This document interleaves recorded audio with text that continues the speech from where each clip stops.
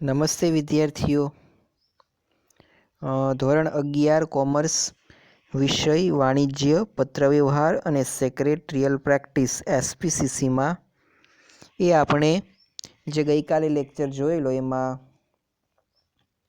જે પહેલો ભાગ છે એટલે કે વાણિજ્ય પત્રવ્યવહાર એનું જે પહેલું યુનિટ છે એ આપણે રિવાઇઝ કરેલું.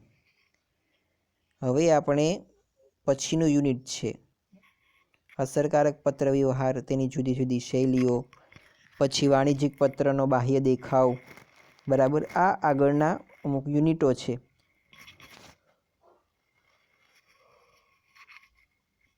એ યુનિટોને આપણે રિવાઇઝ કરી લઈએ. તો છેલ્લે આપણે પહેલું યુનિટ એ ચર્ચા કરેલી, બહુ સરળ એ યુનિટ છે અને હોમવર્ક પણ મેં તમને એના સ્વાધ્યાયના પ્રશ્નો આપેલા. હવે વાત કરવી છે કે અસરકારક પત્રવ્યવહાર અને તેની જુદી જુદી શૈલીઓ. તો જુઓ, માત્ર પત્રવ્યવહાર એટલે કે not only letter but effective letter, બરાબર. પત્રવ્યવહાર એ પત્ર માત્ર નહીં પરંતુ અસરકારક પત્ર એવું એને કહેવામાં આવે છે. હવે પત્ર છે એને તમારે અસરકારક કઈ રીતે લખી શકો અને એની જુદી જુદી સ્ટાઇલ્સ, એની જુદી જુદી શૈલીઓ છે એનો તમારે વિગતવાર અહીંયા અભ્યાસ કરવાનો છે, બરાબર. તો જે અસરકારક પત્રવ્યવહાર અને તેની જુદી જુદી શૈલીઓ નામના યુનિટમાં આપણે અસરકારક પત્રવ્યવહારનો અર્થ, એના લક્ષણો જોવાના છે ખાસ તો, અને એની શૈલીઓ એ ખાસ જોવાની છે. બાકી કંઈ બહુ એવું મહત્ત્વનું નથી. તો પહેલાં તો પત્રવ્યવહાર કોને કહેવાય? તો અગાઉ આપણે માહિતી સંચાર જોયું, બરાબર, કે માહિતી સંચાર છે એની અંદર એક વ્યક્તિ પાસેથી બીજી વ્યક્તિ સાથે જે માહિતીની, માત્ર માહિતી નહીં પરંતુ વિચારો, અભિપ્રાયો, મૂલ્યો, લાગણીઓ, વલણો, બરાબર, મંતવ્યો વગેરેની જે આપલે કરવામાં આવે છે તેને આપણે માહિતી સંચાર કહીએ છીએ. હવે માહિતી સંચારની પ્રક્રિયા છે એ જ્યારે આપણે પત્રનો ઉપયોગ કરીને કરીએ ત્યારે તેને એને પત્રવ્યવહાર કહેવામાં આવે છે. પત્ર દ્વારા માહિતીની આપલે કરવાની પ્રક્રિયા કરવી એટલે પત્રવ્યવહાર. પત્ર દ્વારા તમે વ્યવહાર કરો, માહિતીની આપલે કરો, બરાબર, તેને પત્રવ્યવહાર કહેવામાં આવે છે. હવે આ પત્રવ્યવહાર અસરકારક કોને કહેવાય? એટલે કે આ પત્રવ્યવહાર છે એ અસરકારક ક્યારે બને? તો પત્રવ્યવહાર અસરકારક ત્યારે બને કે જ્યારે એની અંદર કેટલાક એવા મહત્ત્વના લક્ષણો હોય, બરાબર.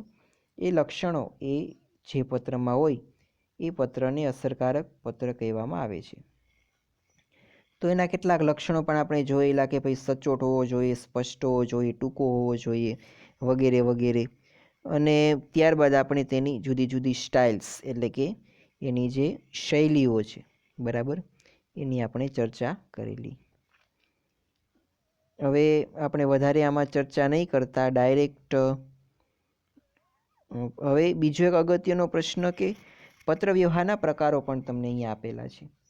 તો આ પણ એક ખાસ અગત્યના કે ઔપચારિક પત્રો અને અનૌપચારિક પત્રો એવા બે ભાગ અહીંયા પાડવામાં આવેલા છે.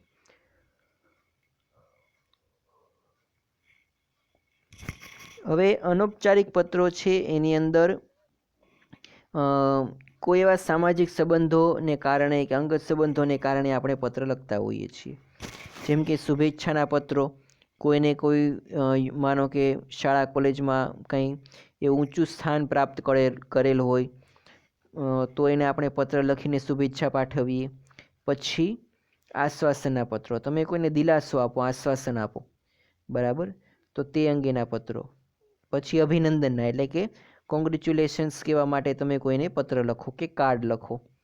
પછી આમંત્રણના પત્રો એટલે કે કંકોત્રી છે, પછી જુદા જુદા કાર્ડ્સ છે જેના દ્વારા તમે આમંત્રણ પાઠવો છો. તો આ બધા પત્રો છે એ અનૌપચારિક પત્રો એટલે કે ઇનફોર્મલ લેટર્સ છે. ફોર્મલ લેટર્સ એટલે કે ઔપચારિક પત્રો એના બે ભાગ પાડે છે, બરાબર, એટલે કે ઓફિશિયલ લેટર અને કોમર્શિયલ લેટર અથવા તો બિઝનેસ લેટર. તો ઓફિશિયલ લેટર એ જુદા જુદા જે સરકારી વિભાગો છે, બરાબર, વહીવટી બાબતોને લખાતા પત્રો છે.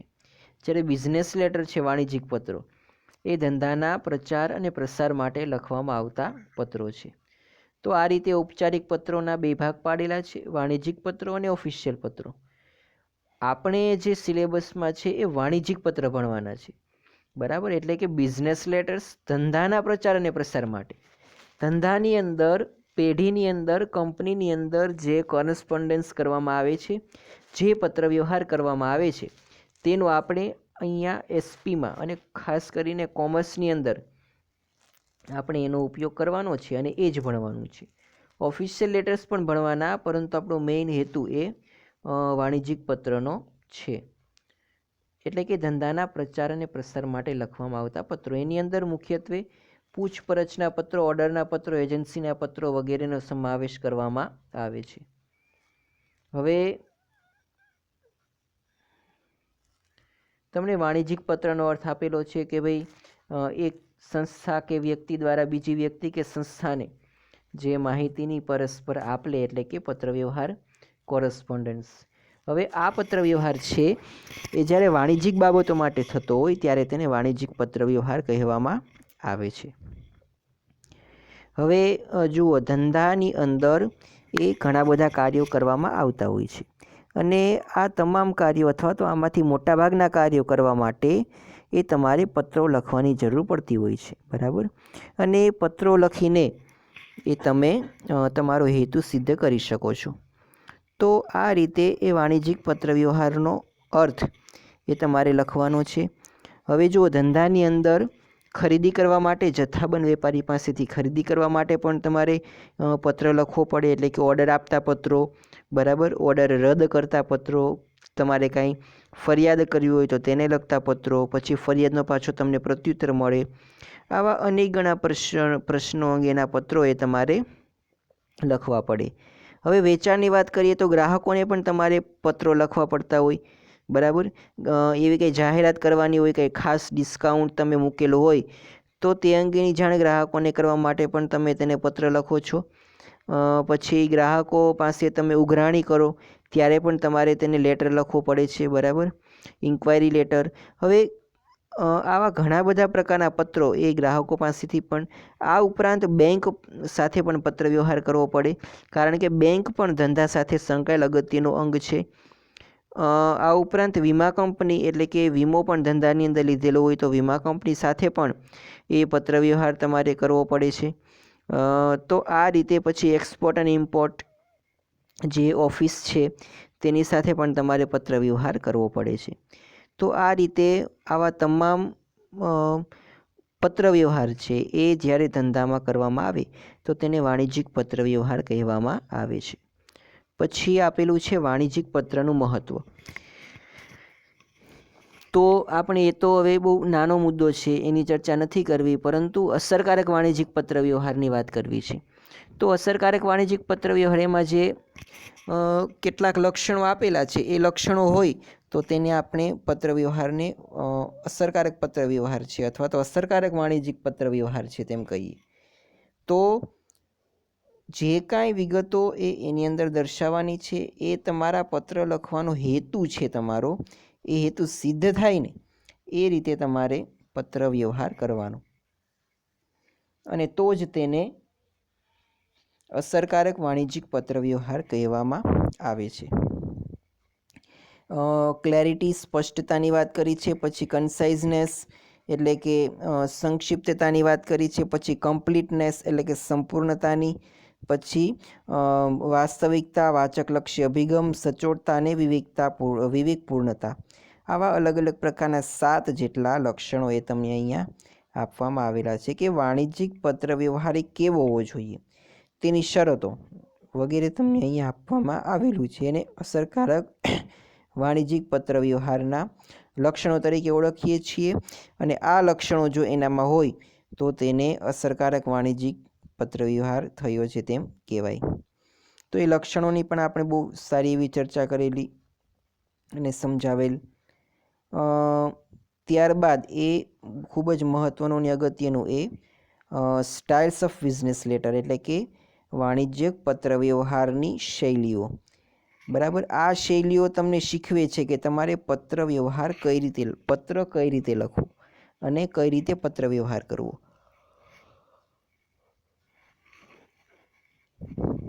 પણ ધંધાની અંદર આપણે વાત કરવાની, પત્ર વ્યવહાર કેવી રીતે કરવો, કઈ રીતે કરવો, પણ ધંધામાં પત્ર વ્યવહાર કઈ રીતે કરવો અને કેવી રીતે કરવો તેની આપણે વાત કરવાની છે. કારણ કે આપણે કોમર્સના સંદર્ભમાં એટલે કે બિઝનેસ લેટર એ આપણે લખવાના છે. તો ધંધાના સંદર્ભમાં એ પત્ર કઈ રીતે લખવો, તમે તમારા મિત્રોને પત્ર લખો, તમારા વડીલોને કે બીજા કોઈને પત્ર લખો, બરાબર. તો એ પત્ર કઈ રીતે લખવો એની અહીંયા વાત નથી કરવાની, એ પત્ર લખવાની શૈલીની વાત નથી કરવાની, એ તો તમે ગમે તેમ લખી શકો. પણ આપણે વાત કરવાની છે બિઝનેસ લેટરની. ધંધાની અંદર, બરાબર, કંપનીની અંદર, પેઢીની અંદર એ પત્ર કઈ રીતે લખવો, ધંધામાં પેઢીમાં જે પત્ર લખવામાં આવે એ પત્ર કઈ રીતે લખવો એની અહીંયા ચર્ચા કરવાની છે. તો એની તમને અહીંયા જુદી જુદી 6 જેટલી શૈલીઓ આપેલી છે. જે જૂનો સિલેબસ હતો આની અગાઉ એસપી, એમાં 6 પદ્ધતિઓ એ બહુ વિગતવાર એ ભણવાની આવતી, પણ અહીંયા તમને માત્ર 2 જ શૈલીઓ એ આપવામાં આવેલી છે અને બાકી બધી શૈલીઓના માત્ર નામ એ અહીંયા આપેલા છે. તો ફૂલી બ્લોક્ડ શૈલી, પછી મોડિફાઈડ બ્લોક શૈલી, સેમી ઇન્ટેન્ડેડ શૈલી, ફૂલી ઇન્ટેન્ડેડ શૈલી, હેંગિંગ ઇન્ડેન્ટેડ શૈલી અને નોમા શૈલી. તો આ રીતે અલગ અલગ 6 પ્રકારની તમને એ શૈલીઓ એ અહીંયા આપવામાં આવી છે, જેને સ્ટાઇલ્સ ઓફ બિઝનેસ લેટર કહેવામાં આવે છે. પણ તમને જે પ્રવર્તમાન સમયમાં વાણિજ્યિક પત્રમાં જે સૌથી વધારે પ્રચલિત છે, બરાબર, જેનો ઉપયોગ કરવામાં આવતો હોય એવી 2 શૈલીઓ એની તમને અહીં નમૂના સહિત વિગતવાર એ નોંધ આપી છે. ફૂલી બ્લોક શૈલી અને મોડિફાઈડ બ્લોક શૈલી, આ 2 શૈલીઓએ તમને આપી છે.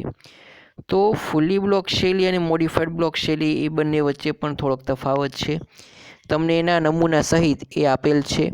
વાણિજ્યિક પત્રની અંદર આ બંને શૈલીઓ છે એનો એ વધારે ઉપયોગ થતો હોય છે. તો પહેલાં તો તમને તેના કેટલાક લક્ષણો આપેલા છે, પછી તમને નીચે એનું માળખું આપેલું છે. તો પત્રલેખનની સૌથી આધુનિક પદ્ધતિ છે, બરાબર. સૌથી આધુનિક પદ્ધતિ એ પત્રલેખનની આ છે. પત્રની તારીખ, આંતરિક સરનામું, સંબોધન, મુખ્ય ભાગ, શુભેચ્છા દર્શક સમાપન અને સહી એ પત્રની ડાબી બાજુએ લખવામાં આવે. એટલે કે અહીંયા એ ટાઇટલ સિવાય બધી વિગતો છે એ માત્ર ને માત્ર ડાબી બાજુએ હાંસિયાને અડીને એ લખવામાં આવતી હોય છે. જ્યારે આ શૈલીમાં એ વિરામ ચિહ્નોનો ઉપયોગ કરવામાં આવતો નથી. આ પત્રની બધી જ માહિતી એ ડાબી બાજુએ આવેલી હોય, તેથી પત્રનો જમણો ભાગ છે ને ખાલી રહે છે. હવે ટાઈપ કરવાની બાબતમાં આ શૈલી છે ને ખૂબ જ સરળ છે, બરાબર. આ શૈલી તમે જોઈ શકો છો અહીંયા કે બધી વિગતો છે એ તમને ડાબી બાજુ હાંસિયાને અડીને એ આપવામાં આવેલી છે અને જમણો ભાગ છે બિલકુલ ખાલી લાગે છે અને જે ડાબો ભાગ છે એમાં તમામ વિગતો એ રજૂ કરવામાં આવી છે. પછી મોડિફાઈડ, તો આ શૈલી એ થોડીક અલગ છે અને વધારે આનો ઉપયોગ કરવામાં આવે, એટલે કે આ સૌથી વધારે પ્રચલિત શૈલી એ આવડિયા જે મોડિફાઈડ બ્લોક શૈલી છે. એમાં જુઓ, આંતરિક સરનામું, સંબોધન અને મુખ્ય ભાગ છે એ પત્રની ડાબી બાજુએ લખવામાં આવે અને પત્રની તારીખ, શુભેચ્છા દર્શક સમાપન અને સહી એ પત્રની જમણી બાજુએ લખવામાં આવે. તેટલા માટે તે સમતુલન, બંને બાજુ એનું સંતુલન એ જળવાઈ રહે છે.